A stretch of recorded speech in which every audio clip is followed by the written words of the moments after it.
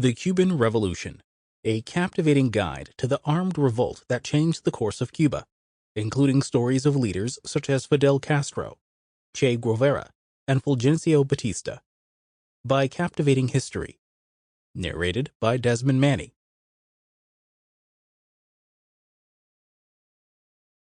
Introduction. The story of the Cuban Revolution is the story of an effort that should never have succeeded. Cuba had only just gained its independence when the country found itself in a brutal tug-of-war between dictator after dictator. The Americans that had been so intensely involved in liberating it from the grasp of the Spanish quickly began to exploit it using the Platt Amendment.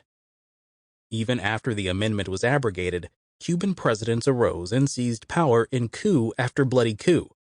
But none of these would be worse than Fulgencio Batista, a man who would be responsible for the deaths of tens of thousands of people.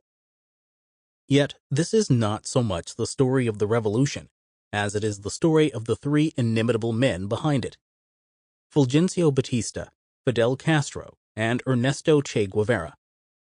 Each of these controversial figures have a gripping story behind their actions, and this audiobook aims to explore their lives and how their backstories brought them to their roles in the revolution. The first two chapters of this audiobook will provide a brief overview to the history of Cuba, giving depth and understanding to how the revolution came to be. After that, it will plunge into the lives of Batista, Castro, and Guevara, and tell the tale of the revolution. It is a gripping story, the story of an impossible victory by a disadvantaged underdog who should never have won. It's a story about courage in the face of certain failure, and utter determination against incredible odds. And ultimately, it is a story about perseverance, about hope and courage, about never giving up. It's the story of the Cuban Revolution, and it is an incredible adventure.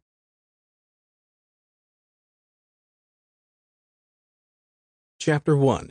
A Jewel in the Spanish Crown. The story of the Cuban Revolution is a continuation of the story of Cuba's struggle for true independence, a struggle that began as early as the 15th century. Power after power rose up and attempted to take control over Cuba, and it was only with the revolution that the island truly stood alone for the first time.